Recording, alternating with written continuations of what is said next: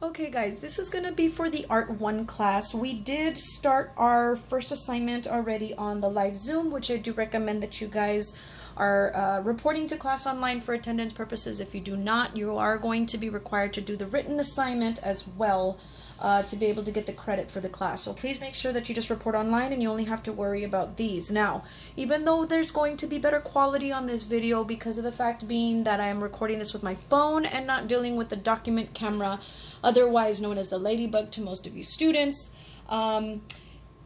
you do get a lot more information during the live Zoom. So I do recommend that you do show up for class. I don't want you guys to have to do any kind of homework. And if you are reporting online, and as long as you are working with me during the class in time, then there is no reason for you guys to have any type of work beyond that. Okay, so I'm going to go ahead and get started in explaining. We are going to be working with transition, the other classes as well. However, I want to focus with the Art 1 strictly on just transition itself. Transition is the movement from dark to light, and vice versa. However, using the word transition is the correct and not shading, because transition is the smoothness from dark to light. Okay, so for this project, we're just going to kind of keep it simple. I don't want to worry anybody who doesn't have drawing skills just yet and so forth, because this is just an Art 1 basic class. So we're just going to try to keep this simple and do what I call, or I like to refer to as, a blob shape, okay, in the center. And you're going to just draw just a shape, random, don't really think too much about it. This is why I call it a blob. And then from there, I'm going to go ahead and do another one. Now you have your choice of either following the same shape on the second way around, or I'm going to go ahead and change it. You know, as an artist and working with art, I just like the variety. I don't necessarily want it to be exactly the same. Okay, after we do the second one, you're going to do a third one going out. Notice the distance. I'm not going too far out. I'm not going too little as far as too short of a distance, because then you're going to give yourself too much work, and the other way around, you're not getting enough practice. Okay, so that's 1, 2. We're going to go ahead and do a second out here, so a third after the second, excuse me. So that's 3. And then we're going to do one more, 4. Okay, so I would say don't do less than 4, and notice that I did go out beyond the actual paper itself. So that's called cropping, and that is okay.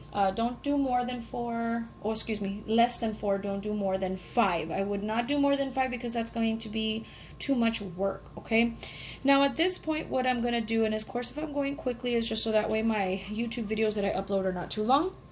You can always pause, get to that point, and then go ahead and start it again. Okay, now at this point again, I'm going to go ahead and start with the what's called transition. We did this in class very quickly on the first day, and then we continued it with this project. So basically, transition is just the movement from dark to light. So it's the way that you put the pressure on your actual hand of when you're putting the pencil to the paper. Okay, so we're going to go ahead and we're going to start by doing, and this is how you do transition. You're going to go in circular motion like this, and then you are going to take it outward while lifting the pressure slowly, so that way you get what's called transition. Now, because this is a blob shape and it goes in and out and it kind of has this kind of ribbon effect, you are going to have to take it out to the outside slowly, and then once you are done bringing it out this way, you'll have to start another section. So I'm going to start again at the line, and we are going to leave the center completely white. The reason for it staying white is because this is going to be another vocabulary word that I'm going to introduce to all of you guys, which is negative space. If you think of a sculpture piece or even just your hand and you put it in front of you, you've got what's called negative and positive space. Positive space is the actual hand itself. Negative space is the area in between it. Please forgive my fingers, guys. Also, you know, because of quarantine and everything, I'm not getting my nails done and all that stuff, so you'll have to deal with my nubs. I am sorry for that, okay?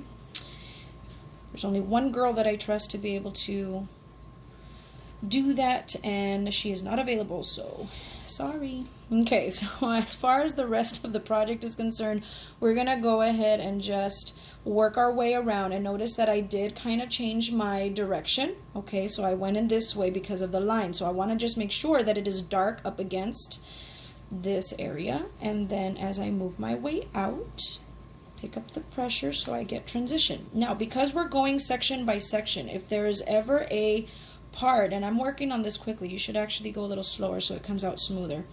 However, if you're working on this part and you are going section by section and you get little bands, like these little areas that are uneven in between, if you just take your pencil and you lightly go around those areas with that circular motion, it should disappear and they should blend into each other a little better so that it looks smoother of a transition.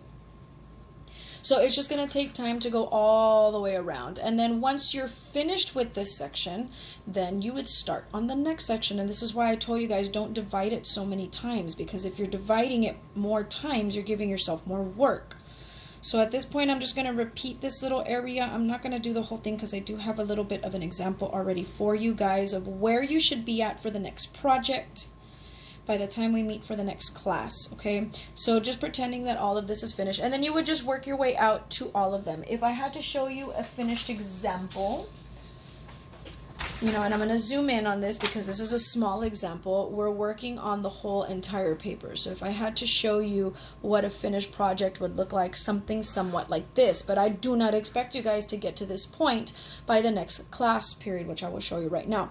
The only thing I could, as far as give you advice on this stuff, if you notice that there are some areas like right here that are a little bit uneven, just take your time again. This is a smaller one, so you shouldn't have too much of this problem if you're working slow and trying to make it even on the large paper. But it's just going back and forth on some of those spots. Now, if you ever get a spot that's too dark, for instance, like right here, notice that there is a dark spot right there. You can just take the pencil and you're just going to go right here and you're just going to lightly just touch it. Like, don't erase the whole thing. So it's like a backwards transition. So you're just going to lightly touch it like this. And you are going to just pick up wherever it is too dark and then just slightly go back on top if you accidentally make it a little uneven to kind of blend those particular areas in a little bit better format. Also, like if I had to give an example on this one, I would actually, this is not dark enough for me if I compare it to this. So I can just go back and kind of darken those little lines. So these are just little feedbacks that if I was seeing this in a student work, this is what I would give feedback and critique it. So that way you can make it and improve it better. Okay, so that's all I'm going to go over for this particular assignment. The only other thing, and I'm going to zoom back out because I do want to show you where you should be at for the next time that we see you guys, okay?